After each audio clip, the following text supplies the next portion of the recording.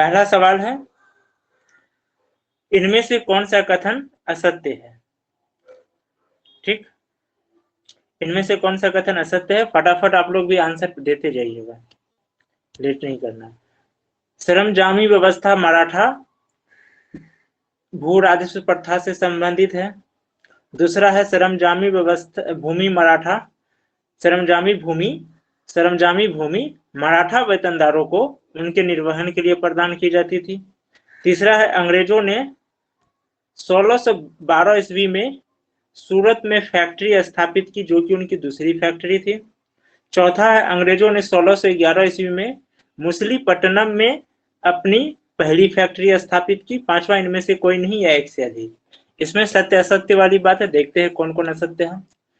पहला, सरंजामी व्यवस्था मराठा भू राजस्व प्रथा से संबंधित है, सत्य है। सरंजामी भूमि मराठा वेतनदारों को उनको निर्वहन के लिए प्रदान की जाती थी, ये भी सत्य है। अंग्रेजों ने 1612 ईस्वी में सूरत में फैक्ट्री स्थापित की, जो उनकी दूसरी फैक्ट्री थी, ये भी सत्य है। अंग्रेजों ने 1611 ईस्वी में मुसलीपट्टनम में अपनी पहली फैक्ट्री स्थापित की थी, ये भी सत्य है। तो यानी कि ये चारों का चारों सत्य है। तो इसका आंसर क्या हो जाएगा? कोई नहीं, इनमें से कोई नहीं। ठीक है। महाराष्ट्र में दूसरा सवाल है, महाराष्ट्र में रामोसी जत्था वासुदेव बलवंत फड़के ने स्थापित किए थे, कब किए थे? पहला विकल्प है 1879 यानी 79, दूसरा 1869 यानी 69, तीसरा 1889 यानी 89, चौथा 1859 59। पांचवा इनमें से कोई नहीं या एक से अधिक। जल्दी से जवाब दीजिए आप लोग।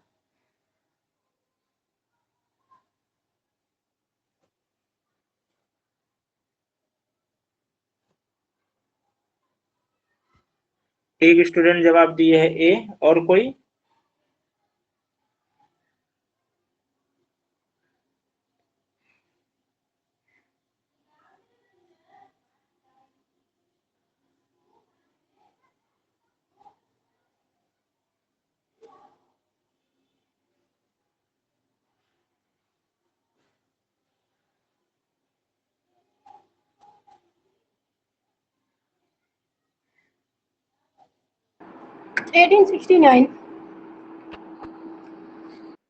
एक बी दिए, एक ए दिए, एक फिर बोल रहे हैं 1869 यानी कि बी। अब इसका सही जवाब क्या है? 79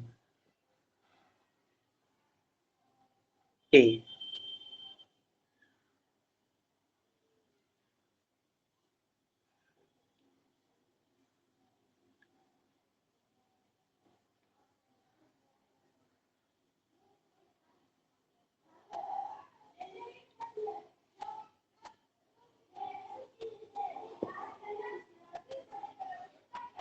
ठीक, और ये कब तक चला? 1890 से 79 से ये शुरू हुआ, ठीक है। और ये चला कब तक? ये चला 1920-22 तक। कब तक? ये भी सवाल आ सकता है, कब तक? तो 1920-22 तक।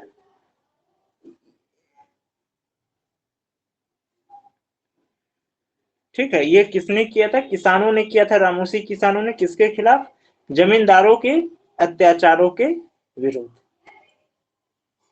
ठीक, जमींदारों के अत्याचारों के विरुद्ध। आंध्र प्रदेश में सीताराम राजू के विरुद्ध ये विद्रोह शुरू हुआ था। ठीक है। अब हम लोग अगला सवाल चलते हैं।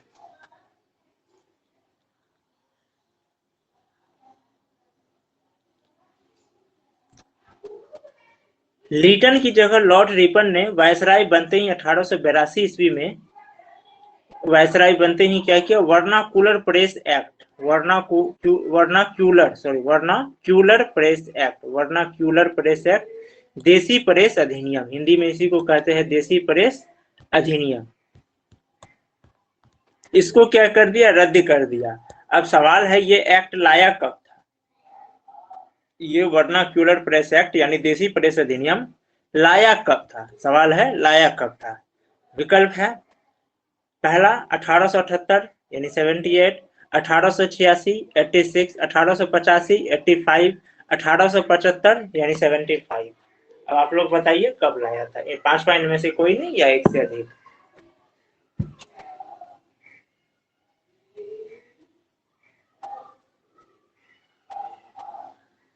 जल्दी से थोड़ा फास्ट में बताइए।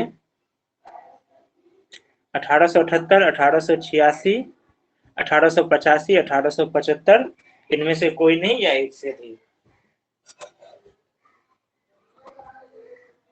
एक जवाब दिए है सी 1885। चलिए बाकी कोई?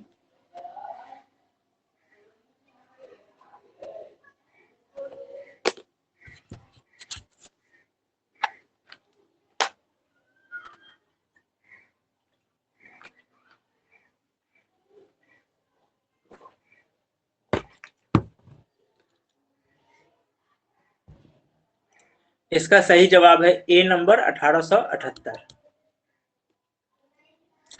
किसने हटाया इसको? हटाया किसने?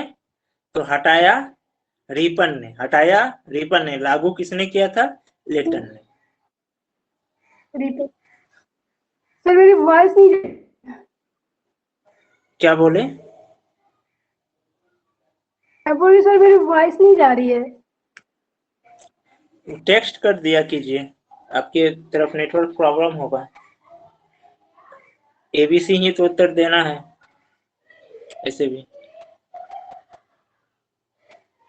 अब 4 नंबर का सवाल है, तारकनाथ दास ने वैंकूवर में एक अखबार की शुरुआत किया था जिसकी भाषा उत्तेजक व राष्ट्र भावना से ओतप्रोत थे। इस अखबार का नाम क्या था? रामनाथपुरी, जीडी कुमार, लाला हरदयाल, तारकनाथ दास इनमें से कोई नहीं या एक से अधिक? आपको ये मत बोलिएगा कि विकल्प गलत है, विकल्प एकदम सही है। बताइए। तारकनाथ दास ने वैंकूवर में एक अखबार की शुरुआत किया था जिसकी भाषा क्या थी? उत्तेजक, मतलब एक्साइटेड लाने वाला। एक स्टूडेंट जवाब दिए डी तारकनाथ दास। बाकी कोई?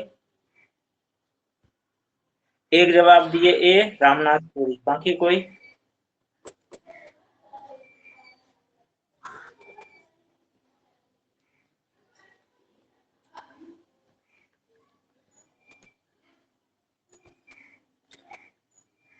इनमें से देखिए तो ए अखबार का नाम अजीब है।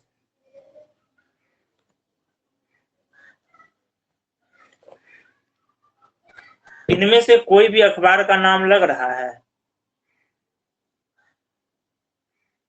कोई भी? फिर जो डी बोले तारकनाथ दास है ना, वो तो थोड़ा सा कॉमन सेंस का प्रयोग किए कि तारकनाथ दास ने चूंकि शुरू किया था तो हो सकता है तारकनाथ दास ही नाम रखा हो। तो डी वाला तो थोड़ा सा जो है ये लग रहा है। ठीक, बाकी तो कोई है ही नहीं, तो इसका सही जवाब होगा ई।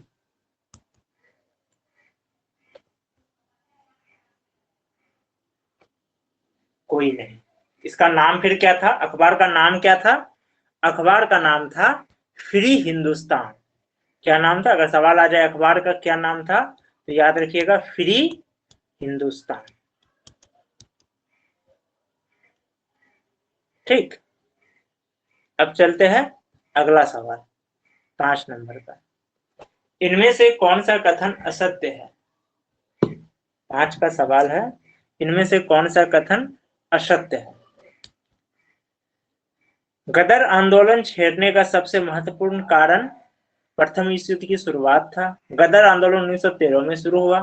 कांग्रेस के 1916 के लखनऊ अधिवेशन में होम रूल समर्थकों का बोलबाला रहा, जिसके प्रयासों से कांग्रेस के दोनों दलों नरम एवं गरम साथ में कांग्रेस और मुस्लिम लीग के मध्य क्या हुई?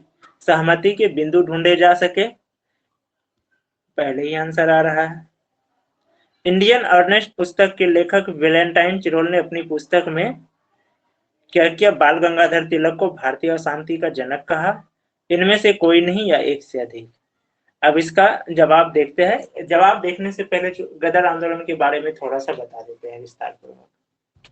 गदर आंदोलन एक ऐसा आंदोलन है जिसको कि अमेरिका भी अपना सिलेबस में जोड़ा है। अमेरिका अभी हाल कुछ दिन पहले ही ये घोषणा किया है कि वो अपने सिलेबस में गदर आंदोलन को जोड़ रहा है। क्यों जोड़ रहा है? तो इसके पीछे एक कारण है। देखिए, गदर आंदोलन का जो शुरुआत अगर पूछा जाए कि गदर आंदोलन का शुरुआत किसने किया,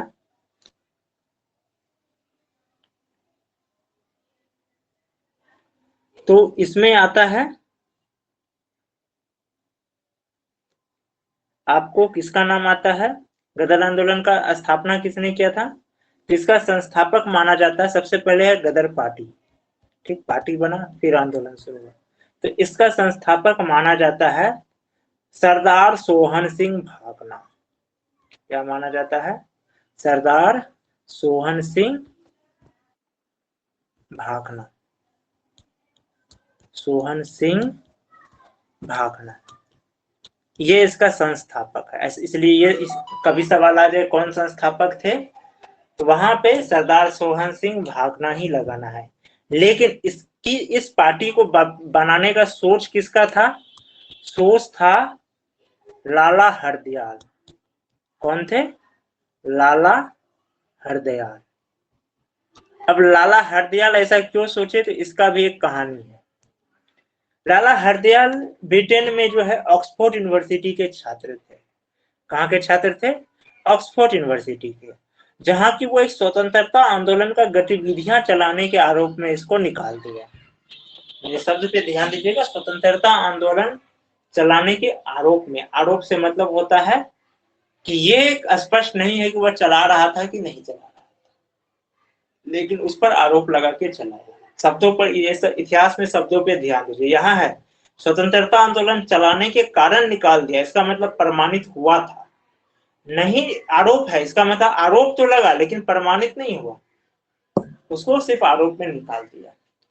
तो लाला हरदयाल को जब निकाल दिया तो ये चला गया अमेरिका। कहाँ चला गया? अमेरिका। और वहां क्या किया, वहां जो भारतीय थे उसको वह जमा करना शुरू किया। वहां पर जमा करना, उनको जो है जमा करना शुरू किया। इनमें ज्यादातर कौन होते थे? पंजाब के पूर्व सैनिक और किसान, जो बेहतर जिंदगी की तलाश में अमेरिका गए थे। ये एक ऐसी पार्टी थी जो साम्राज्यवाद के खिलाफ हथियारबंद संघर्ष का ऐलान किया है, यानी कि हथियार के साथ लड़ना है।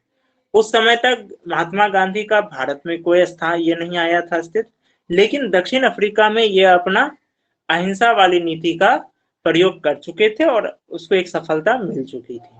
तो दो विचारधारा कह सकते थे कि उत्पन्न उस समय हो चुकी थी। तो ये एक ऐसी पार्टी थी जो साम्राज्यवाद के खिलाफ हथियार बंद संघर्ष का ऐलान किया, और ये भारत की पूरी आजादी मांग करने वाली राजनीतिक पार्टी थी, जो कि कनाडा और अमेरिका में प्रवासी भारतीयों के जो थे उन्हीं के समय मिला करके बनाया गया था। इसका मुख्यालय कहाँ था? एक सवाल आ सकता है, गदर पार्टी का मुख्यालय कहाँ था? सवाल आ जाए कहाँ था मुख्यालय, कोई बताएंगे? मुख्यालय था इसका सैन फ्रांसिस्को। San Francisco. एक ये हो गया, याद रखिएगा। ये भी आ सकता है कहाँ था मुख्यालय? San Francisco. ये हो गया इसका मुख्यालय। तो यहाँ से क्या हुआ, ये इन लोगों को मिला करके बनाना शुरू किया। संस्थापक इसके रहे सरदार सोहन सिंह भाकना। इसका खास बात यह है कि इस पार्टी में ज्यादातर पंजाबी थे। क्या थे? पंजाबी थे। ये भी सवाल आ सकता है, गदर पार्टी में ज्यादातर कौन थे? पंजाबी थे। पंजाबी में भी कौन थे? पूर्व सैनिक और किसान। पूर्व सैनिक और किसान थे। कहाँ के? तो ज्यादातर थे अमेरिका और कनाडा के प्रवासी भारतीय। अब ये पार्टी हथियार बंद थी और इसका उद्देश्य था भारत में आंदोलन चलाना, साथ में ब्रिटिश हुकूमत की हत्या करना। यानी कि ये लोग ब्रिटिश हुकूमत के जो यहाँ पे जो अधिकारी थे उस पे हत्या करने से इन लोगों को कोई तकलीफ नहीं थी। इस बीच क्या हुआ, प्रथम विश्व युद्ध शुरू हुआ। प्रथम विश्व युद्ध वहां शुरू हुआ, उसका मौका देखा। इससे पहले ये लोग क्या कर रहे थे, ये पार्टी हिंदी और उर्दू में हिंदुस्तान गदर नाम का अखबार निकालते थे। कौन सा? ये भी सवाल आ जाए। दो सवाल यहाँ बनता। गदर पार्टी कौन सा अखबार निकालता था? हिंदुस्तान गदर। पहला, किस भाषा में निकालता था? हिंदी और उर्दू। ठीक, थोड़ा ये क्वेश्चन में थोड़ा टाइम लगेगा क्योंकि इसमें काफी ज्यादा क्वेश्चन छुपे हुए हैं इसमें जो कि पूछे जाते हैं। हिंदी और उर्दू, हिंदुस्तान गदर अखबार का नाम, भाषा हिंदी और उर्दू, मुख्यालय सैन फ्रांसिस्को, ज्यादातर लोग पंजाबी में पूर्व सैनिक और किसान, कहाँ के थे? अमेरिका और कनाडा के प्रवासी भारतीय, स्थापना 1913। यहां तक हुआ। उसके बाद ये लोग प्लानिंग किए हथियार लेना और हथियार बंद के साथ भारत में भेजना। डिटेल में जाएंगे तो काफी टाइम लगेगा। शॉर्टकट में इतना समझिए कि ये लोग देखा कि प्रथम विश्व युद्ध छिड़ने वाला है, क्योंकि विश्व युद्ध की स्थिति तो बहुत पहले था, तो ये लोग प्लानिंग किया कि यही मौका है, इंग्लैंड उधर उलझेगा, इससे पहले हम लोग जो है कर दो अटैक। इधर क्या हुआ, इन लोग का ये बात प्लानिंग लीक हो गया। लीक होने के कारण चला आया ब्रिटिश सरकार के पास। इन लोग सेना भी भेज दिया था, काफी सेना भेजा, 8000 सेना बनाया था, जिसमें 5000 भेज भी दिया। लेकिन ये सेना को क्या हुआ, यहाँ आते ही इनका जैसे अलग अलग खेमा में भेज रहा था, जैसे देहरादून, कोलकाता, बम्बई, तो ये पंजाब, तो ये सब ब्रिटिश सरकार को पता चल गया और मौका देखते ही इन लोगों को गिरफ्तार कर लिया, किसी को वापस घर भेज दिया। इसमें गोली भी चला। हुआ ये कि जब ब्रिटिश सरकार देख लिया कि ये लोग ऐसा कर रहा है, तो कनाडा उस समय उसके फेवर में था, तो कनाडा सरकार को ये दबाव बनाया कि आप जो भारतीय जो बाहर से जो आ रहे हैं रहने के लिए, यानी जो प्रवासी है, उसको रहने में नियम को थोड़ा सख्त कीजिए। सख्त करने के कारण क्या हुआ, बहुत लोगों को भारत छोड़ने का ये हो गया, जैसे गड़बड़ा गया। लेकिन उसके बाद भी ये लोग हिम्मत नहीं हारे, ये लोग किसी प्रकार से आए। इसमें कहा जाता है कि इसमें जो है सबसे पहले गुरदीप सिंह जो है एक जहाज को किराया पर लिया और ये कनाडा से कुछ भारतीयों को लेकर आया। 376 भारतीय मुसाफिर थे, जिसमें कि वो क्या असल में हुआ ये था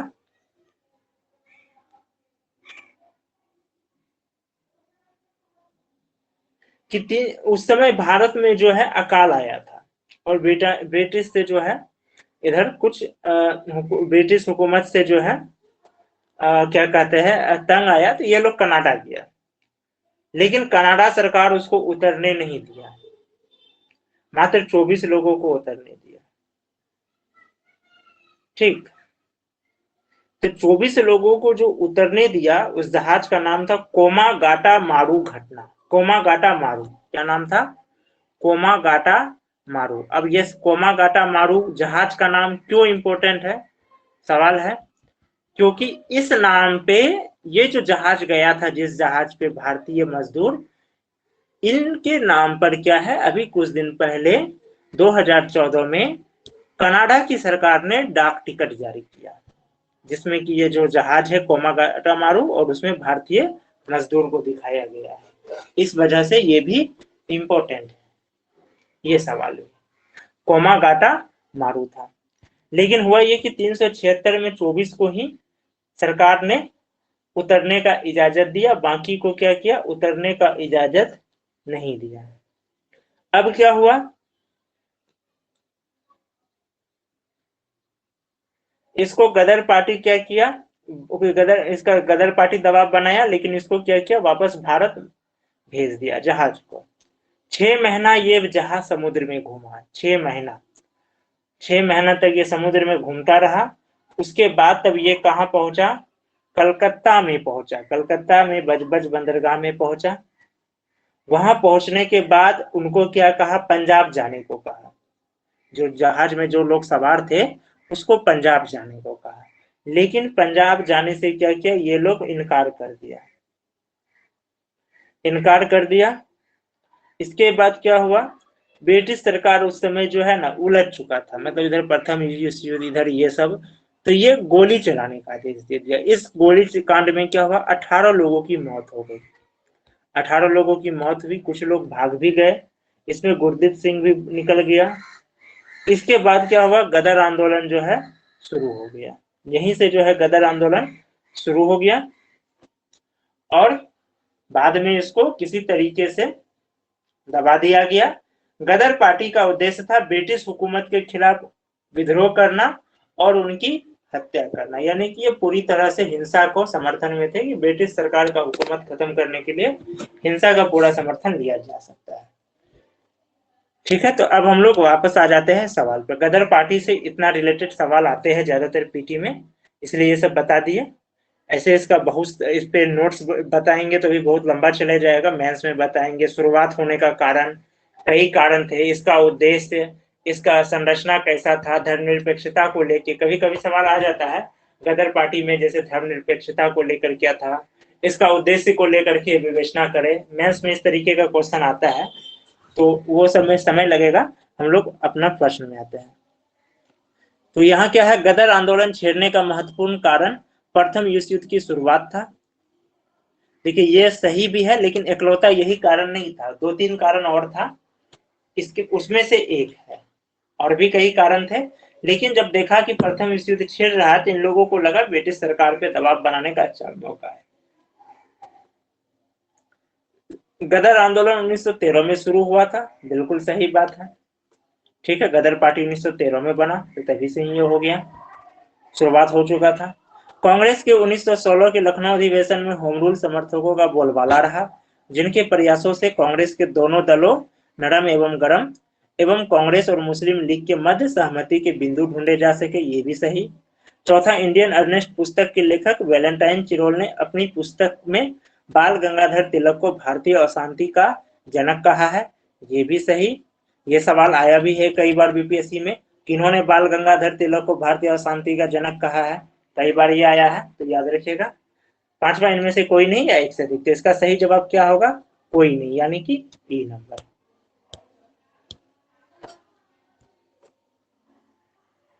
अब अगला सवाल, गांधी जी ने अहमदाबाद के मिल मजदूरों की वेतन वृद्धि के लिए आमरण अनशन किए और अपनी मांगे मनवाने में सफल रहे। ये अनशन कब किए, 1918 ईस्वी, 1917 ईस्वी, 1919 ईस्वी, 1916 ईस्वी, इनमें से कोई नहीं या एक से अधिक।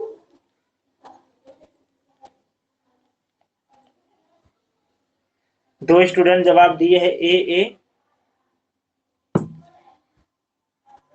4 स्टूडेंट जवाब दिए ए, सही जवाब है 1918 ईस्वी। ठीक है, आगे का सवाल चलते हैं। 1920 की खिलाफत कमेटी की सभा, जिसने गांधी जी को असहयोग आंदोलन के नेतृत्व को संभालने का अनुरोध किया, वह किस शहर में हुआ था। विकल्प है लखनऊ, लाहौर, इलाहाबाद, मुंबई, इनमें से कोई नहीं या एक से अधिक। जल्दी से इसका जवाब दीजिए। 2 स्टूडेंट जवाब दिए हैं सी, इलाहाबाद, सही जवाब है। इसको अब प्रयागराज में भी आ सकता है विकल्प में, बार बार बताते हैं, माइंड से मिस मत कीजिएगा एग्जाम में।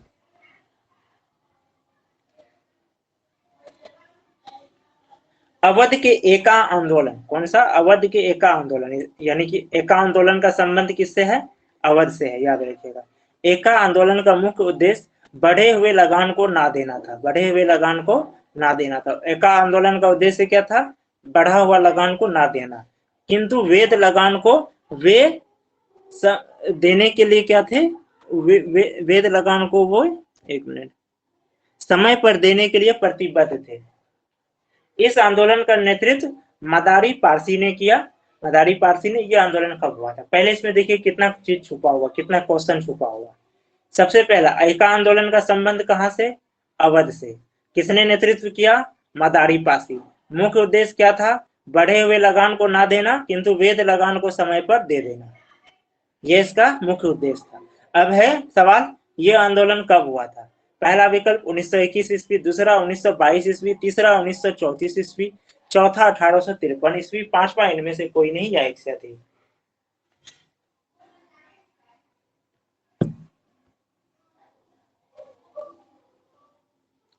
ए, एक स्टूडेंट जवाब दिए हैं ए, बाकी कोई देना चाहते हैं, दूसरा भी दिए ए, तीसरा ए सही जवाब है। 1921 ईस्वी।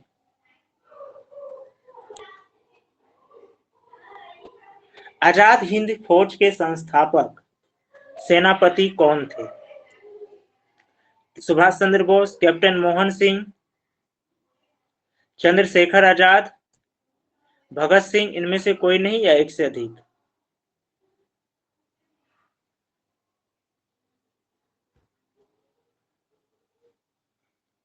दो स्टूडेंट जवाब दिए है ए, एक दिए है बी, एक और दिए है बी, एक और दिए है बी। बी जो भी दिए है सही जवाब दिए है, संस्थापक मोहन सिंह है। हाँ, ये कह सकते हैं कि इनको प्रसार कौन किए, विस्तार कौन किए? सुभाष चंद्र बोस। ठीक है। आजाद हिंद फौज के स्थापना का ख्याल सर्वप्रथम किसके मन में आया था? विकल्प है कैप्टन मोहन सिंह, चंद्रशेखर आजाद, भगत सिंह, बाल गंगाधर तिलक, इनमें से कोई नहीं या एक से अधिक?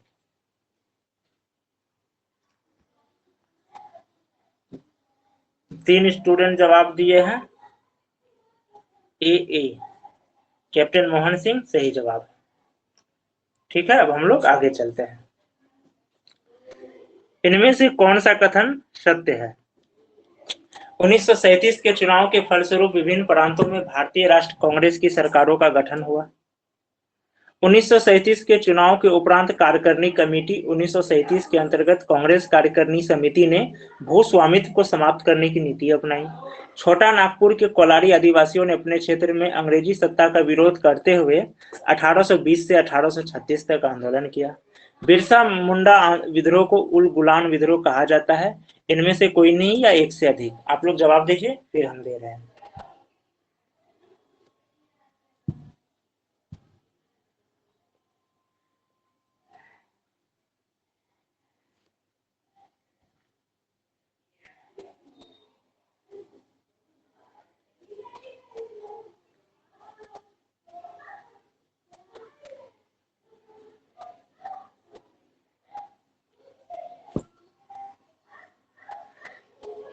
एक ई दिए है सी। इसका देखिए सही जवाब है, पहले देख लेते हैं कौन सा असत्य सत्य है। ठीक है, फिर हम लोग आगे चलेंगे। 1937 के चुनाव के फलस्वरूप विभिन्न प्रांतों में राष्ट्रीय कांग्रेस के सरकारों का गठन हुआ, सत्य है। 6 या 8 में हुआ था, 6 राज्य में या 6 प्रांत या 8 प्रांत में हुआ था, और आधा से ज्यादा सीट जीता था। 1500 में 700 से ज्यादा सीट कांग्रेस ही जीत लिया था, और 6 या 8 प्रांत में ऐसे ही कुछ हुआ था। इसका देख लीजिएगा आप लोग। दूसरा है 1937 के चुनाव के उपरांत कार्यकारिणी कमेटी 1937 के अंतर्गत कांग्रेस कार्यकारिणी समिति ने भू स्वामित्व को समाप्त करने की नीति अपनाई। ये भी सही है, ये सत्य है। ठीक है, इसमें और भी बहुत सारे चीज किए गए थे। भू राजस्व से संबंधित सुधार करने की बात की गई थी, भू राजस्व से संबंधित और भी कई प्रकार के फैसले लिए थे जो महत्वपूर्ण थे, जनहित के लिए जुड़े हुए थे, जन कल्याण के लिए, श्रमिकों के लिए, ये सब के लिए लिए गए थे। इसको एक बार रीड कर लीजिएगा आप लोग कहीं। 1937 का चुनाव, ये पीटी और मेंस दोनों जगह भूमिका निभाता है। तीसरा, छोटा नागपुर के कोलारी आदिवासियों ने अपने क्षेत्रों में अंग्रेजी सत्ता का विरोध करते हुए 1820 से तक आंदोलन किया। ये भी सत्य है, कोल विद्रोह। ठीक, आगे इस पे समझाएंगे कोल विद्रोह पे। चौथा है बिरसा मुंडा विद्रोह को ही उलगुलान विद्रोह कहते हैं। सही है, उलगुलान का मतलब होता है महान हलचल। हलचल का मतलब क्या हुआ? परिवर्तन की ओर जाना, परिवर्तन का अग्रसर होना या शुरुआत होना, जोश आना। ये भी सत्य है, तो इसका जवाब होगा सभी, यानी कि ई नंबर। अब हम लोग 12 नंबर का सवाल जाते हैं। छोटा नागपुर विद्रोह इनमें से किस क्षेत्र में नहीं चला था? पहला है रांची, दूसरा है सिंहभूम, तीसरा है हजारीबाग, चौथा है पलामू, पांचवा इनमें से कोई नहीं या एक से अधिक। ठीक,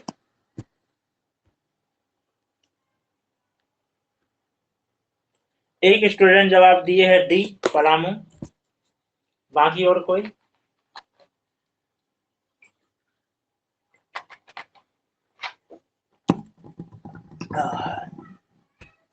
एक दिए है बी, बाकी और कोई?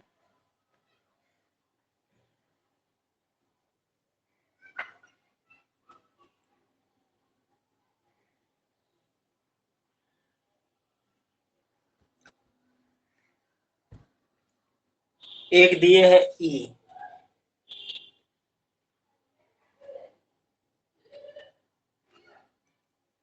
और किन्हीं का है आंसर देने का?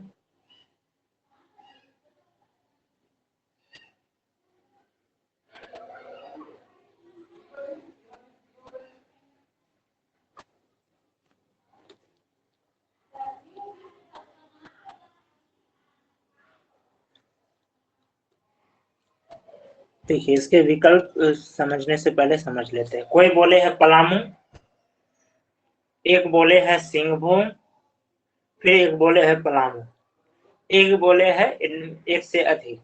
अब कौन कौन है ई में उसका मतलब नहीं, या कोई नहीं, ये पता नहीं, या तो कोई नहीं बोले या एक से अधिक बोले हैं। कोल विद्रोह जो है छोटा नागपुर के लोगों ने ये विद्रोह किया था, ठीक है।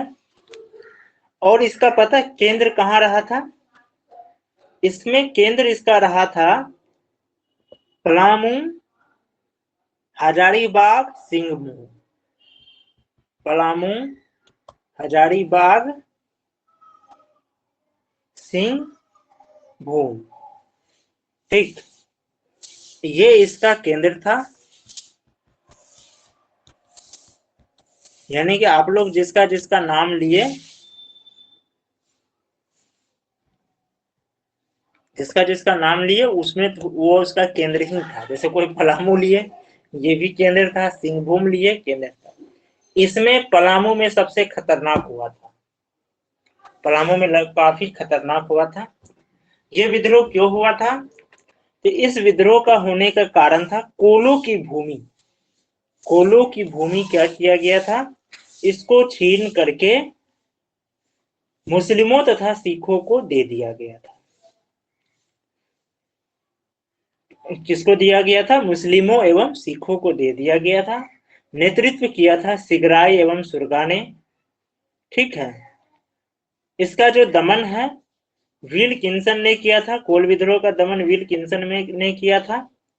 दमन किसने किया था? विल्किंसन ने, ठीक, ये सब याद रखिएगा।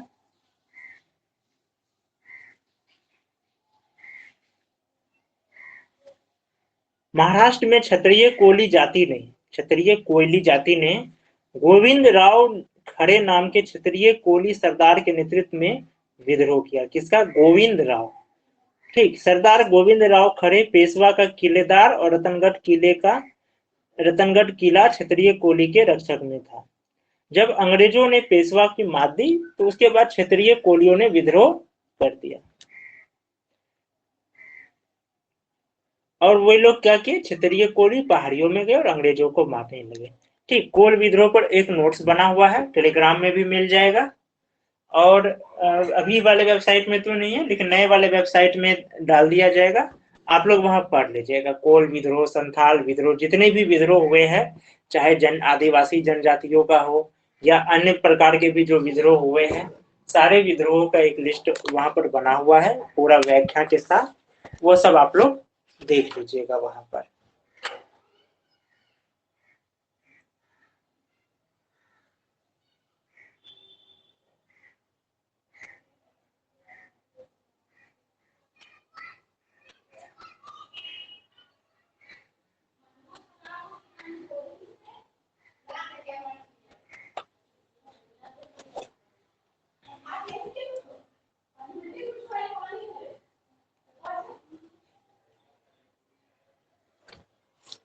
ठीक है, तो इसका अब हम लोग जवाब पे आते हैं। इस पे अभी ज्यादा डिटेल नहीं चलेंगे। मेन जो पीटी फैक्ट्स था बता दिए, क्यों हुआ, कहां से हुआ, बाकी विस्तार में आप लोग नोट्स में पढ़ लीजिएगा। तो ये रांची भी था, सिंहभूम भी था, हजारीबाग भी था, पलामू भी था। इसका उत्तर होगा कोई नहीं। ठीक है, इसका उत्तर होगा कोई नहीं, क्योंकि चारों में था। और ये तीनों क्या था, सिंहभूम, हजारीबाग और पलामू इसका केंद्र था। और इसमें पलामू सबसे ज्यादा ये खतरनाक यही रहा था इस विद्रोह का क्षेत्र। पलामू, यहाँ के लोग सबसे ज्यादा लड़े थे। मतलब ज्यादा कम की तो कोई बात ही नहीं है, यहाँ मतलब ज्यादा मात्रा में, बड़ी संख्या में हुआ था विद्रोह, ऐसा नहीं है। ठीक है, यहाँ कोई कंफ्यूजन इस क्वेश्चन में?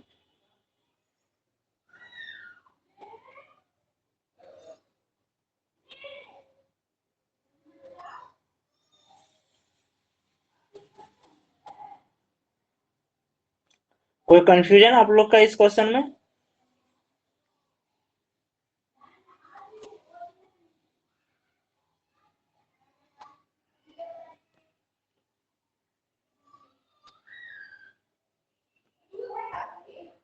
ओके, चलिए अब आगे चलते हैं।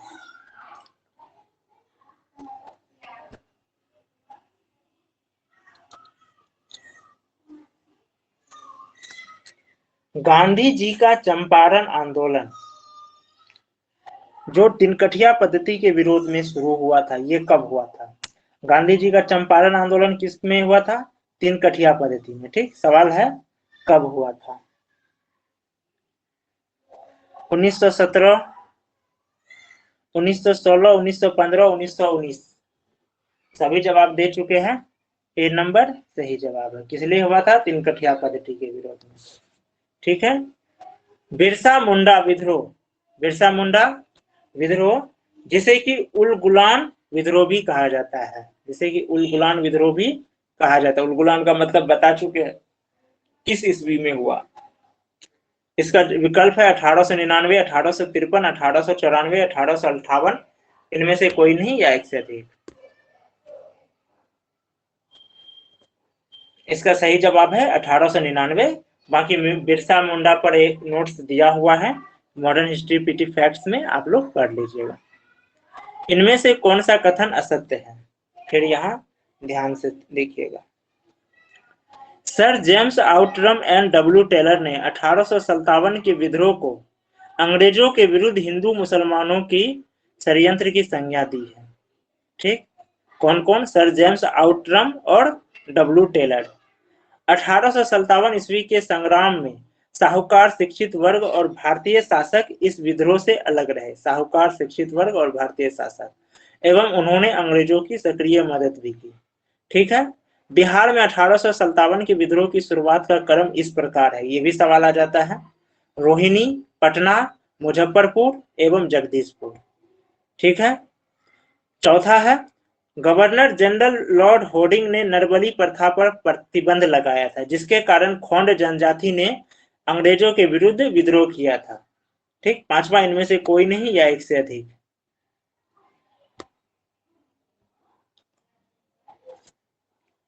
इसका कौन सा होगा?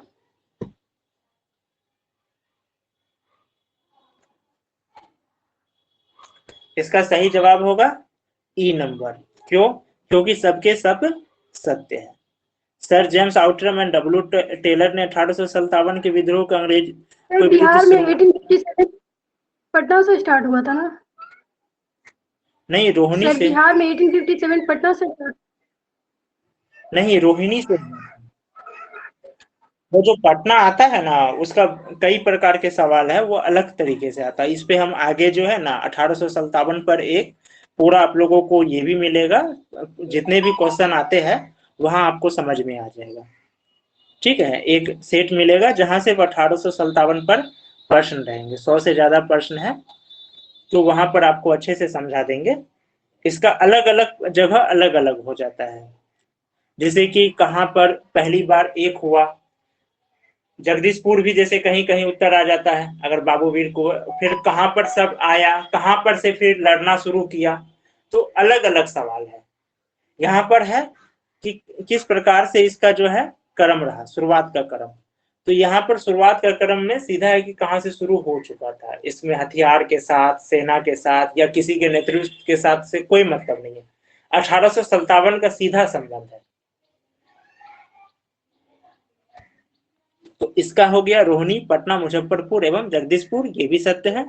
गवर्नर जनरल लॉर्ड हार्डिंग ने नरबली प्रथा पर प्रतिबंध लगाया था, जिसके कारण खोंड जनजाति ने अंग्रेजों के विरुद्ध विद्रोह किया था। तो इसका जवाब होगा कोई नहीं, यानी कि सबके सब सत्य है। ये 1857 वाला जो है, यहाँ कंफ्यूजन क्यों है हम समझ रहे हैं, ये आगे हम कर देंगे। अभी फिर इसमें आएंगे तो काफी समय लगेगा, तो आगे 1857 पे हुआ, उसका एक टॉपिक ही अलग किया हुआ है टेस्ट सीरीज का, वहां पर अच्छे से समझा दिया जाए, क्योंकि 1857 वो विषय है जिससे एक क्वेश्चन आना ही आना है, पीटी में भी मेंस में भी। अब तक का ये इतिहास है बीपीएससी का, 39वीं से ही 1857 से क्वेश्चन आएगा, चाहे तो पीटी में आएगा, पीटी में नहीं आ रहा तो मेंस में आएगा।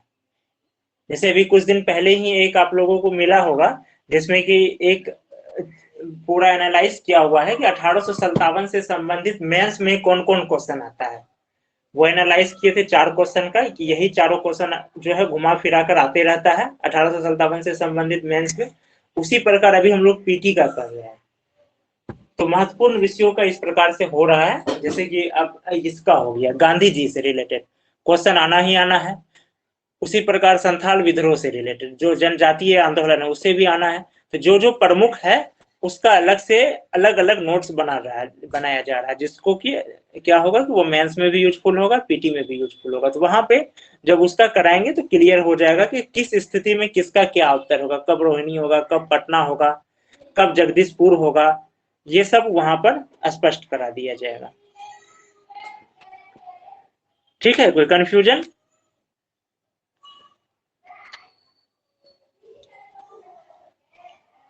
कोई कंफ्यूजन?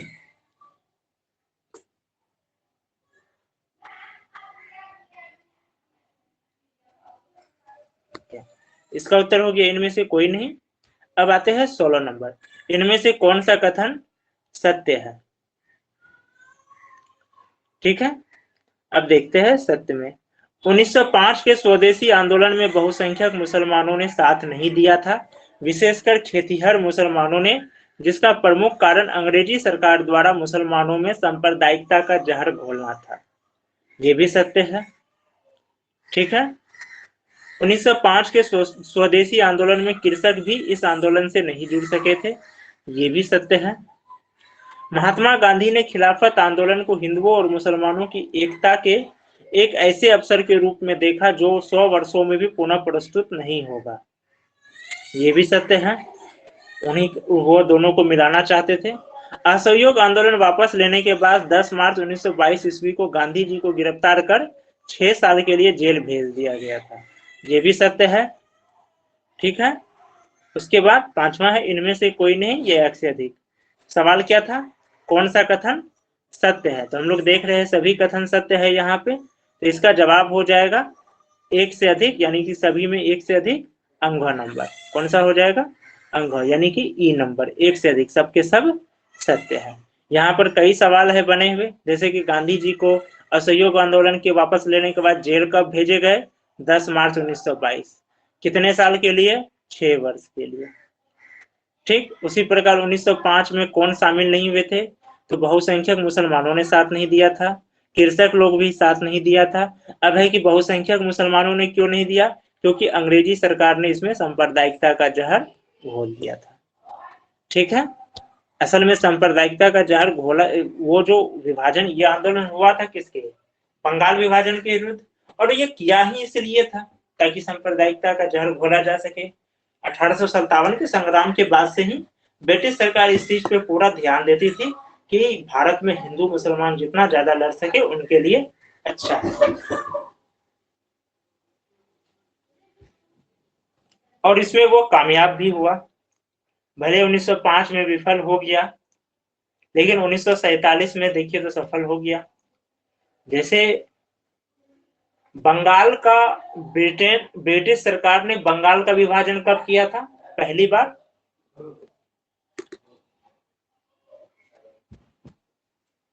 1905 में सर। 1905 में या 1904 में?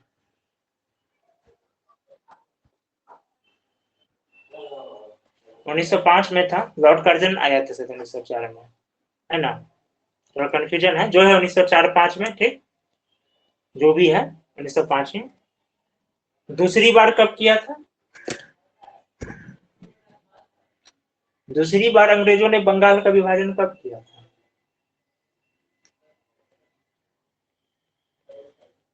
1912 सर, जिसमें बिहार और उड़ीसा एक साथ था और बंगाल अलग था। सॉरी, लगता है हम सवाल स्पष्ट रूप से नहीं पूछे। सांप्रदायिकता के आधार पर बंगाल का विभाजन, सर, हम सवाल फिर से सुनिए, सांप्रदायिकता के आधार पर बंगाल का विभाजन पहली बार कब किया?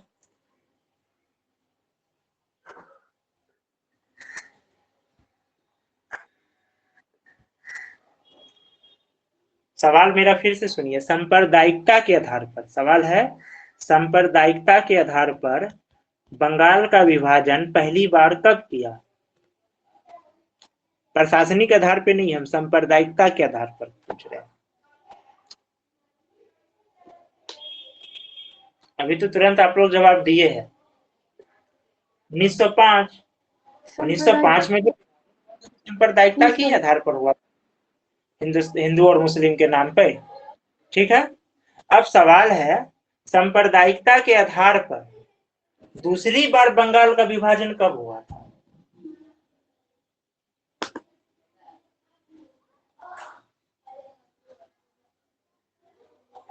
सांप्रदायिकता के आधार पर, यह सांप्रदायिकता के आधार पे दूसरी बार बंगाल का विभाजन कब हुआ? हर व्यक्ति इसका जवाब जानता है, थोड़ा सा दिमाग पर जोर डालने की जरूरत है, हर व्यक्ति इसका जवाब जानता है।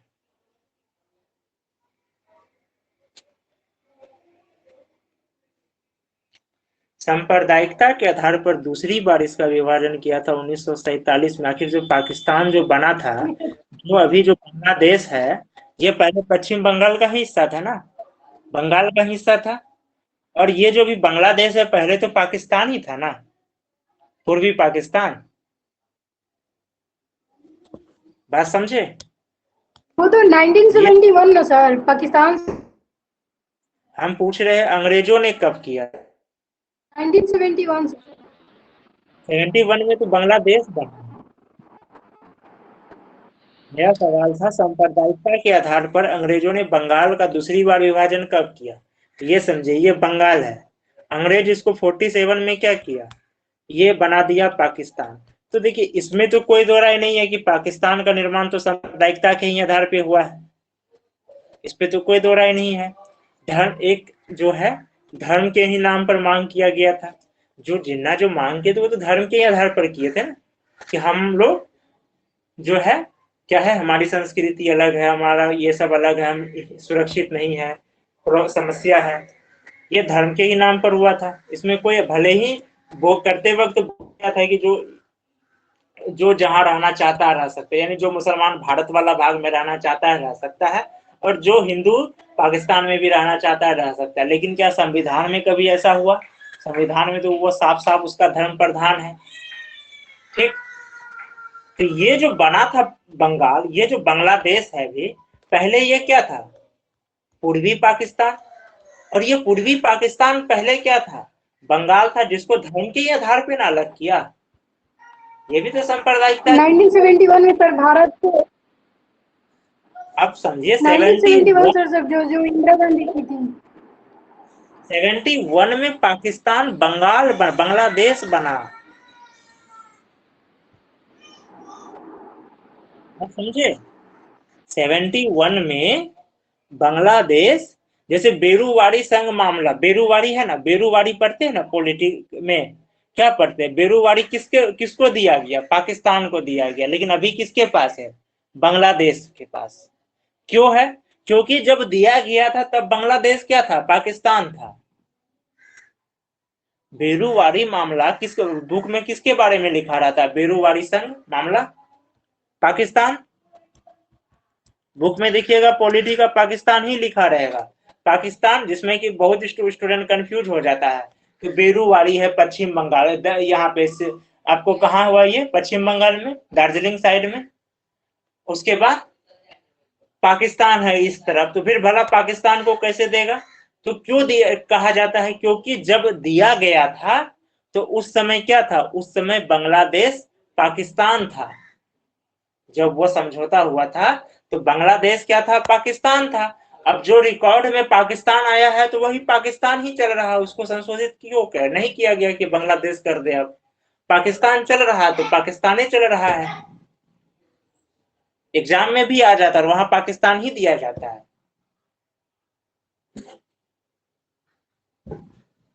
बात समझ रहे हैं हम क्या कह रहे हैं?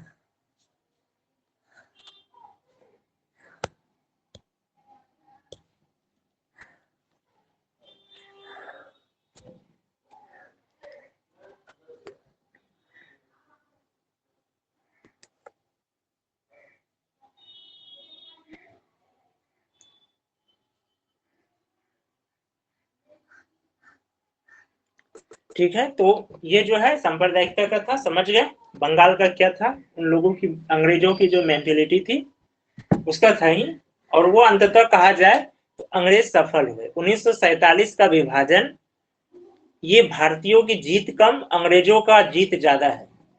क्योंकि जो वो 1857 का संग्राम के बाद से जो वो शुरू किया कि भारत में हिंदू और मुसलमानों को अलग करना है, वो सफल हुआ। 1947 में वो आकर के सफल हो ही गया, चाहे जैसे सफल हो।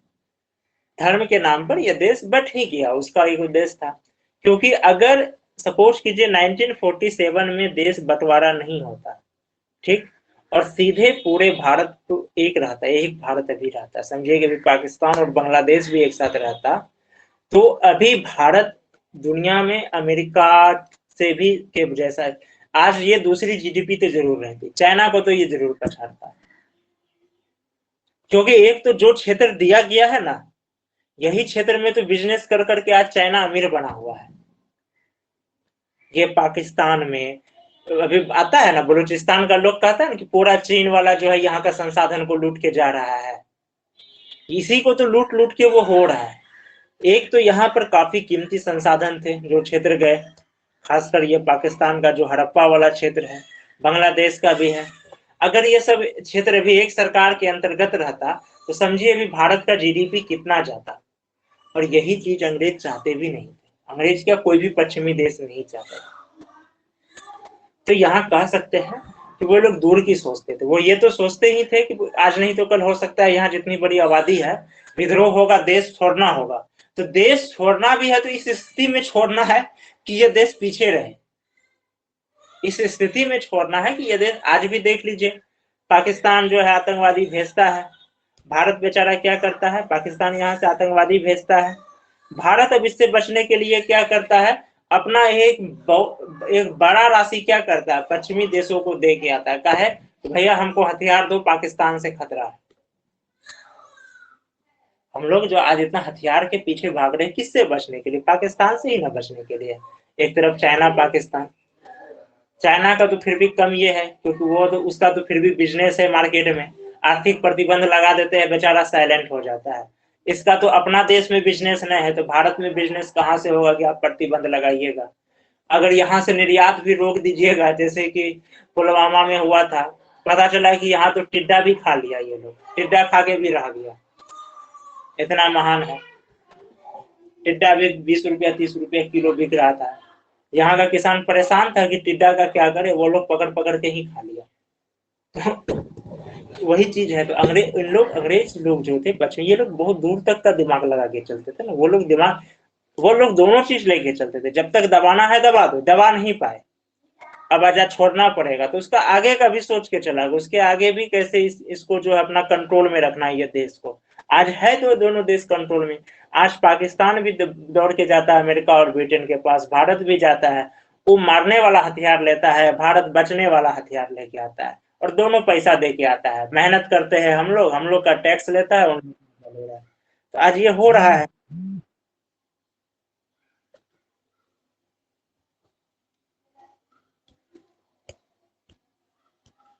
ठीक है, अब अगला सवाल चलते हैं।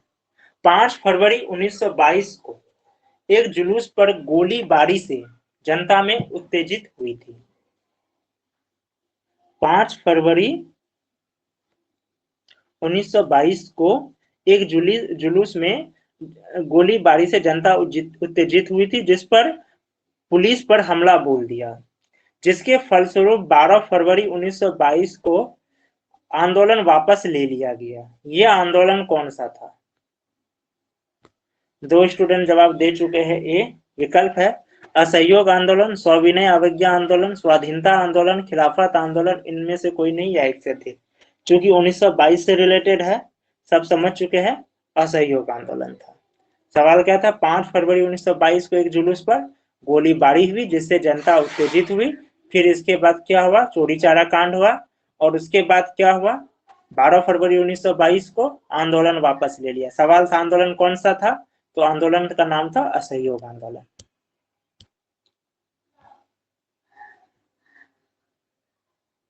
ये बी कौन दिए है? सविनय अवज्ञा आंदोलन।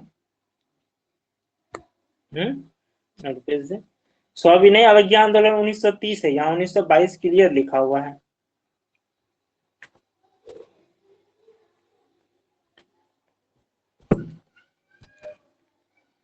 अगला सवाल है, इनमें से कौन सा कथन असत्य है?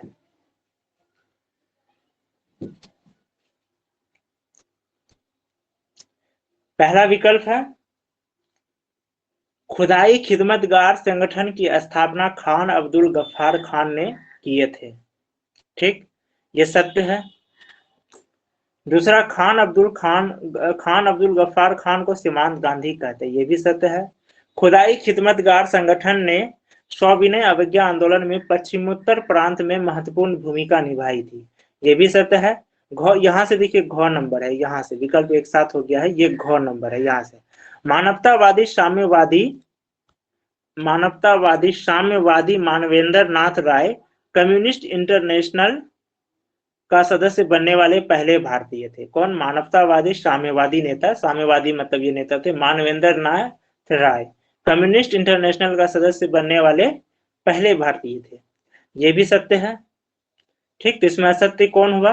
कोई नहीं। इसका जवाब हो गया ई नंबर। सभी को ई नंबर दे भी रहे हैं, इसका जवाब हो गया ई नंबर। इसमें देखिए तो 4 जीएस छुपा हुआ है। पहला, खुदाई खिदमतगार संगठन का स्थापना किसने किया? तो खान अब्दुल गफ्फार खान। खान अब्दुल गफ्फार खान को किस नाम से जाना जाता है? तो सीमांत गांधी। और इसको भारत रत्न का भी पुरस्कार मिला हुआ है, याद रखिएगा, ये भारत रत्न से भी सम्मानित है। और उस समय अगर जैसे कहा जाता है, ये लोग जो है अगर पाकिस्तान बलूचिस्तान के जो वहां के नवाब थे, उसको जबरदस्ती उठा के नहीं ले जाते सिग्नेचर कराने के लिए, तो माना जाता है कि ये लोग सीमांत गांधी ये सब पूरी तरह तैयार थे कि ये लोगों का, ये तो पहले बंटवारे के खिलाफ थे। यहाँ तक कि जब गांधी जी भी सहमत हो गए तो सीमांत गांधी ये भी पूछे भी कि आप कैसे सहमत हो गए, ये इसके विरोध में थे। दूसरा, उसका कहना था या तो हम स्वतंत्र रहेंगे या भारत के साथ रहेंगे, पाकिस्तान के साथ नहीं जाएंगे। इसलिए क्या किया, नवाब वहां के नवाब को पाकिस्तानी सेना जबरदस्ती उठा के लेके चले गए। वही चीज हरि सिंह के भी साथ करना चाहता था। जम्मू कश्मीर में अटैक भी कर लिया था, उरी तक तो उन लोग आ चुका था। उसके बाद एक जगह है वहां, कौन? बरमूला ऐसे कुछ जगह है जहां के पाकिस्तानी सैनिक जो कबीलाई के, वहां के जो कबीलाई आदिवासी थे, उनको जो भेजा था वे लोग कबीलाई को कि अटैक करने आतंकियों के भेष में, असल में वो पाकिस्तान के इशारे पे था। तो वो लोग जो बारमूला में जो वो लोग किए थे, अभी भी वहां का लोग, कहा जाता है कि 1/3 आबादी समाप्त कर दिया था। अभी भी वहां के लोग डरे हुए हैं। वहां आए, सबसे पहले तो वे लोग क्या किए, वहां के सैनिक जो वहां पे हॉस्पिटल वगैरह चल रहे थे मिशनरियों के, उनके नर्सेस पर अटैक करना शुरू किया, उनके नर्स वगैरह को अटैक किया, उसको अटैक किया। उसके बाद फिर जो वहां की जो महिलाएं थी, कश्मीर की जो महिलाएं थी, इंक्लूड मुस्लिम महिलाएं भी, कोई मुस्लिम महिलाओं को भी वे लोग नहीं छोड़, इंक्लूड मुस्लिम महिलाओं को भी, उन पर भी वे लोग अटैक किए सबके साथ। और पुरुषों को क्या किए? पुरुषों को गोली मारते चले गए, पुरुषों और बच्चों को। उसके बाद ही जो है, ये घटना के बाद ही क्या हुआ, इसका जो था हरि सिंह का थोड़ा सा माथा खुला, अब लगा कि अब भारत से मिलना ही होगा। हरि सिंह क्या किए, चले आए, वो जम्मू आ गए। इस बीच क्या हुआ, उड़ी के पास एक पुल था, हरि सिंह का जो सेनापति था उस पुल को उड़ा दिया। उसको उड़ा देने से फायदा क्या हुआ कि जो पाकिस्तानी सैनिक 2 घंटा में पहुंचती उसको 2 दिन लग गया, 2 दिन लगा। इस बीच जो है पाकिस्तानी सेना को मौका, ये हिंदुस्तान हरि सिंह को मौका मिला इंडिया में। अब इंडिया में क्या प्रॉब्लम है कि सरदार वल्लभ भाई पटेल फौज भेजना चाहते थे, लेकिन लॉर्ड माउंटबेटन उस समय थे, उस समय यहाँ के क्या कहते हैं वायसराय कह सकते हैं, सॉरी गवर्नर जनरल, महाराज्यपाल जिसको हिंदी में कहते हैं। तो ये जो थे गवर्नर जनरल, उसका कहना था जब तक सिग्नेचर नहीं करेंगे, अगर हम जाएंगे तो फिर मामला यूएनओ में चला जाएगा, यूएनओ में कहेगा कि आप कैसे आ रहे हैं, ये इंडिया जो अपना सैनिक उतार रहा है, क्योंकि पाकिस्तान अपना सैनिक अपने नाम से नहीं ना उतार रहा, वो तो भेष बदलवा के भेज रहा है दूसरे के थ्रू। हम लोग सिर्फ जान रहे वो पाकिस्तान के इशारे पर है, साबित तो कर नहीं सकते हैं।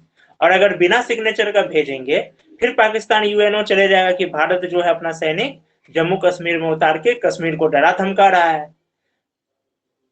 जैसे तैसे जो है वो सिग्नेचर वो लिया गया, जैसे तैसे करके वहां पे फोटो जो है उसका, उसमें सिग्नेचर लिया गया। इतना जल्दी सिग्नेचर लिया गया था कि पेपर चेंज भी नहीं हुआ था, उसमें कट करके तब लिखना पड़ा था। क्योंकि उस समय हुआ ये था कि सारे राजाओं का तो जितने भी था एक जैसे फॉर्म बनाया, और जो भी होते थे, जो भी वो होते थे उसका क्या कहते हैं मतलब कि जो भी रियासत के राजा मिलते थे उसका नाम लिखा जाता था, रियासत का भी नाम लिखा जाता था, सिग्नेचर होता था। लेकिन जम्मू कश्मीर का थोड़ा अलग था तो उसको कट करके करना पड़ा। उसके बाद जा करके जो है यहाँ से भारतीय सैनिक गए और कश्मीर को बचाया गया। और लेकिन पीओके वाला जो हिस्सा है उसके इसमें थे। इस बीच क्या किए, गवर्नर जनरल नेहरू को सलाह दिए कि आप यूएनओ में लेके जाइए, और धारा 6 के तहत, यहाँ इस चीज को ध्यान रखिएगा, कश्मीर मामला सेंसिटिव है, धारा 6 के तहत कहा कि आप केस कीजिए, ना कि धारा 7। धारा 6 और धारा 7 में अंतर है।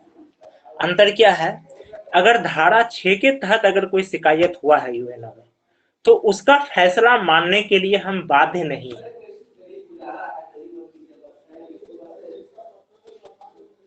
उसका कोई भी बाध्य नहीं होगा। लेकिन यदि कोई धारा 7 के खिलाफ अगर कंप्लेन किया है, अब जो यूएनओ फैसला दे दिया, अब आपको मानना ही पड़ेगा, उसका कोई बाध्य नहीं होगा। इसमें और भी बहुत सारे दावपेच है, जिसमें कि अभी कुछ दिन पहले पाकिस्तान गए थे तो उसमें जब गया तो पता चला कि इमरान खान खुद फंस गया। पता चला कि उस पर का मजाक भी उड़ा कि आप पढ़े ही नहीं है, जो यूएनओ में जो मामला गया है, जो आमतौर पे क्या होता है यहाँ कुछ सीधे नेहरू को दोषी दे दिया जाता है। अच्छा नेहरू जो है ये है मतलब कि कश्मीर का मुद्दा लेके गया, लेकिन यहाँ समझने की चीज है, नेहरू जी जब कश्मीर को मुद्दा लेके गया था तो भारत और पाकिस्तान डोमिनियन स्टेट था।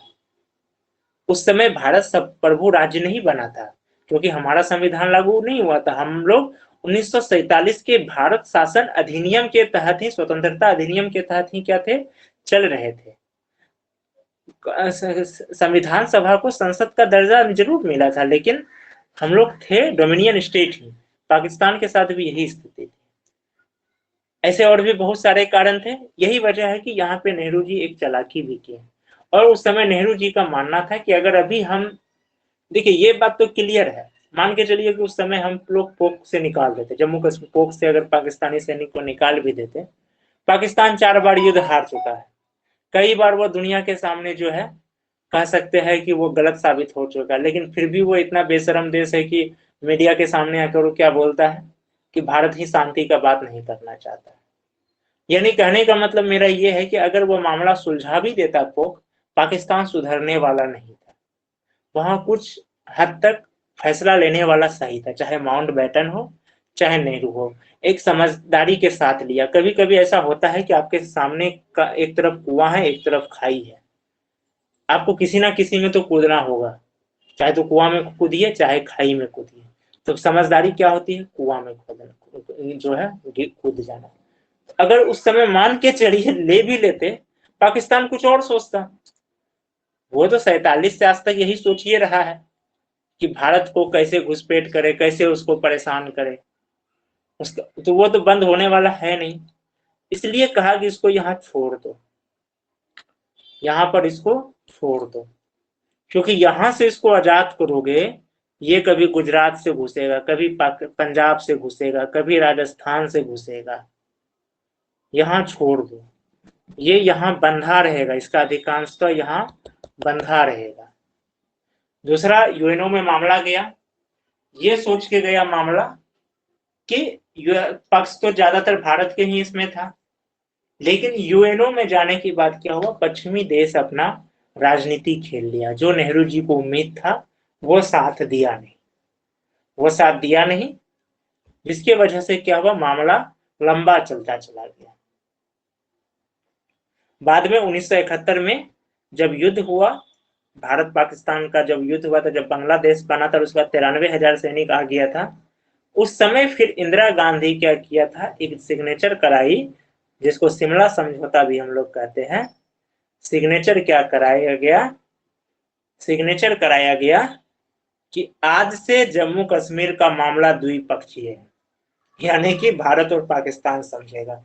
उसी सिग्नेचर के तर्ज पे, उसी हस्ताक्षर के तर्ज पे 2014 में क्या हुआ, जब मोदी सरकार बने तो यूएनओ से कश्मीर वाला ऑफिस बंद कर दिया गया।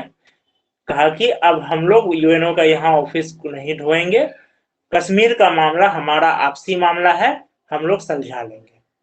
कश्मीर आपसी नहीं, कश्मीर भारत का मामला है, वहां क्लियर कहा गया कश्मीर भारत का ही मामला है। और इसके तहत अभी क्या हुआ है, नया रणनीति क्या अपनाई, अब देखते होंगे, अब जो कश्मीर का बंटवारा हुआ है, कश्मीर अब सीमित हो गया है। पीओके वाला क्षेत्र कहाँ चला गया है, लद्दाख में। अब देखिए इसमें कहानी क्या है। अब एक इतिहास ये भी है, कहा जाता है कि जो वास्तव में हरि सिंह जो था केवल कश्मीर का राजा था, लद्दाख उसको लीज पे दिया था ब्रिटिश सरकार, लद्दाख उसको ब्रिटिश सरकार को लीज पे दिया था।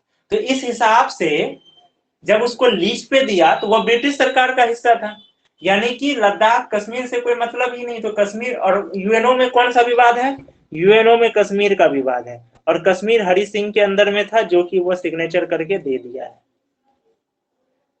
क्यों जम्मू कश्मीर का विभाजन करना पड़ा, समझे आप लोग। ऐसे ही सरकार, देखिए जब कोई काम सरकार से किया जाता है ना, सरकार की ओर से, चाहे वो कोई भी सरकार हो, कांग्रेस की सरकार हो या बीजेपी की सरकार हो, जिसकी भी सरकार हो, खासकर केंद्र में जिसकी सरकार होती है, राज्यों में तो हो जाता है बदमाशी, केंद्र में बहुत सोच समझ कर, खासकर राजनीतिक फैसले जब लिए जाते हैं देश से संबंधित, बहुत सोच समझ के दूर तक कर लिया जाता है, चाहे जो भी सरकार फैसले ले रही है। यही वजह है विभाजन का, मामला को घुमाना, यही वजह है 370 इसको जो हटाया गया, 370 हटा के जो बंटवारा किया गया है। तो जो पाकिस्तान इतना चिल्ला रहा है तो रीजन उसका वही है, क्योंकि वह समझ रहा है निशाने पे कश्मीर नहीं है, निशाने पे लद्दाख नहीं है, निशाने पे पोक है, कि पोक को कश्मीर से हटा दे, यानी अब हम यूएनओ भी जाएंगे तो वहां पे भी वह मार ही खाएगा। यूएनओ कश्मीर का मुद्दा है, कश्मीर आ चुका है लद्दाख में, यानी कश्मीर का मतलब है पोक का, इसका कश्मीर का मुद्दा और पोक आ चुका है, लद्दाख में जोड़ दिया है ज्यादा, अब उसके पास कुछ बचा ही नहीं। इसी वजह से पाकिस्तान छटपटा रहा है। और लद्दाख के बारे में अब क्या बोलेगा, लद्दाख तो भाई ब्रिटिश सरकार के पास था, वो तो लीज पे दिया गया था हरि सिंह को, वो ब्रिटिश का हिस्सा हुआ, ब्रिटिश भारत का हिस्सा का मतलब क्या हुआ, जिस दिन 1947 में ब्रिटिश सत्ता यहां से गया, वो भारत सरकार का हो गया। और हरि सिंह जब सिग्नेचर करके अपना टोटल साम्राज्य दिया, तो लीज वाला भी हिस्सा भारत में आ गया। टेक्निकली तरीके से घुमाया गया है यहाँ पर इस मुद्दे को, जो धीरे धीरे इसका राज खोलेगा। पाकिस्तान ये समझ रहा है, इसलिए वो छटपटा रहा है।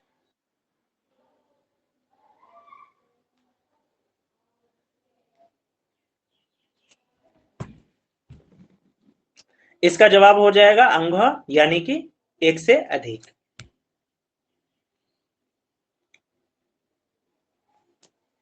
ठीक है, इसका आधा हो चुका है पार्ट 1 का, इसमें देखिए सवाल कम ही है, लेकिन सवाल इसमें बहुत ज्यादा है। अगर टेक्निकली नंबर के हिसाब से देखिएगा तो सवाल इसमें कम है। जैसे नंबर के हिसाब से देखिए तो 18 ही सवाल हम लोग किए हैं, लेकिन टेक्निकली तरीके से देखिएगा तो अब तक 60 से 70 सवाल हम लोग सॉल्व कर चुके हैं, क्योंकि बहुत सारे ऐसे सवाल है जिसमें कि ऑलरेडी 4-4 क्वेश्चन कहिए छुपे रहते हैं, और फिर उसको डिप्थ में जाने के बाद और 2-3 आ ही जाता है। तो ये देखने का तरीका है। इसी में कुछ स्टूडेंट को लगता है कि हम सोलो चल रहे हैं, लेकिन क्रमांक के हिसाब से देखिएगा तो सोलो ही चल रहे हैं। टेक्निकली तरीके से चलिएगा तो क्वेश्चन देखिएगा तो अब तक हम लोग 60 से 70 क्वेश्चन समझ चुके हैं। ठीक है, बाकी का जो इसमें है पार्ट 1 में 19 क्वेश्चन वो अब रात वाली क्लास में करते हैं।